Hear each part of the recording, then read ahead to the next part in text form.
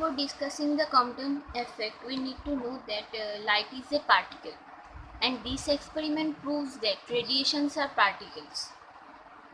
And one more thing, what we called as light is nothing but a visible part of the electromagnetic radiation. So therefore, in a single line, we can say that according to Planck's theory, all kind of radiations, that is energy flow, are nothing but the flow of light quanta, that is teeny bundle or packet of energy named photon, having energy is equals to hν. This one is equals to hν. So according to quantum mechanics, light or radiations have particle character. And what is mean by this particle character? That is, uh, they are the flow of light quanta named photon. Uh, as I have told you that which is energy is equals to hν. So in 1923, H. Compton observed that a change in wavelength of a photon of X-ray after collision with an electron which was assumed to be at rest. So, sir, what Sir H. Compton did in that experiment was that he took some sort of incident photon and made them fall on an electron, and after that was scattered, in the radiations were scattered. So he observed a change after the collision with an electron, which was actually the electron. He actually assumed that to be at rest. For example, in the childhood, we almost everyone played a game of stone, where when we threw a stone on the stack of stone, that stones are scattered. The same thing here happens when there is collision. That is, when the stone with the other stone hits, the whole stack is scattered. And here, after collision, when one electron with the other collides, there is a scattering of radiation. So from the exam point of view, when the question will come that describe the Compton effect or what is Compton effect, in brief we can write this one.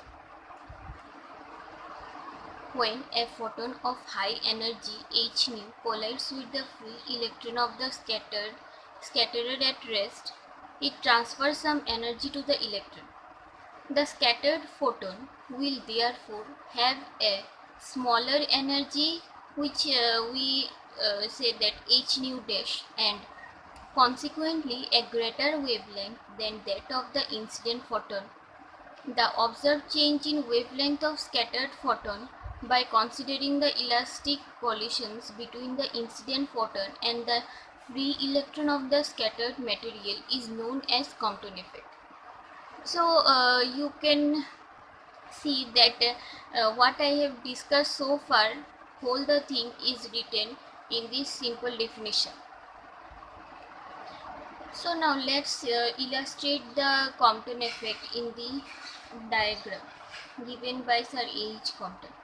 Here you can see that this wave is the wave of incident photon. Actually this is the X-ray, so it is known as wave. We have proved like the Brake's law and the X-ray diffusion that X-ray is a wave, but Sir Compton considers this X-ray as a particle here. So when it hits the electron which is in rest, it gets scattered. You can see here the scattered photon is described here, and this energy of the electron which is in rest is m0 c square. This E is equals to m0 c square is called the rest mass energy of the electron, whose potential energy is 0 since it is in rest. and since the wave of incident photon hits this electron, so this becomes the target electron.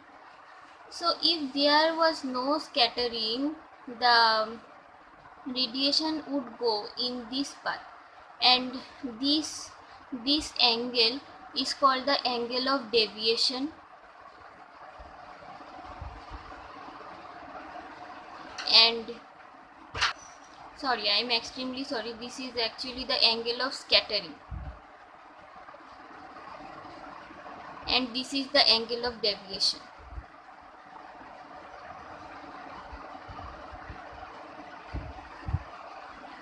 So the scattered photon has the new energy, which is h nu dash, you can see, and potential energy, which is h nu dash by c. And as the wavelength of the scattered photon, here you can already see in the diagram, as the wavelength of the scattered photon is larger than the incident photon, and by law of conservation of energy, this energy is converted into kinetic energy.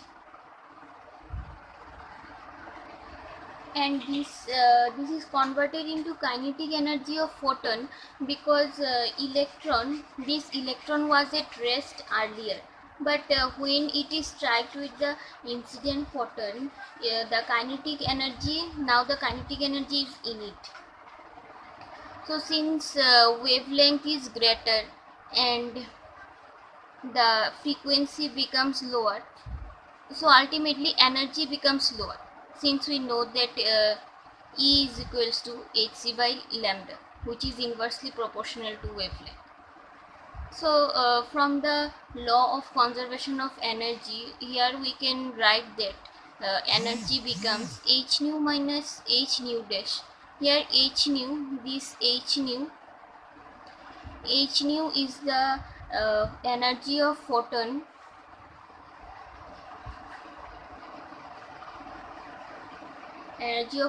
before collision,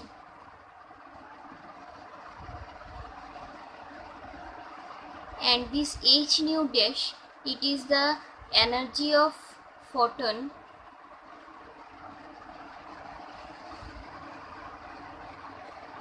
after collision. Thus we can see that here the law of conservation of energy is maintained, and thus it becomes, and this one is the rest mass energy of the electron. It becomes energy is equals to root over p square c square plus m naught square c to the power 4. I told you in the while discussing the photoelectric equation that this was the equation from where he started describing his derivation of the experiment. So you can see how this equation came into his experiment. Here you can see the vector diagram of the this scattering of photon. This in this vector diagram, this one is the scattered photon, and this one is the recoil electron. This scattered photon, which is h nu dash by c, and this is the recoil electron p. So we will discuss the whole derivation of Compton theory from this vector diagram only.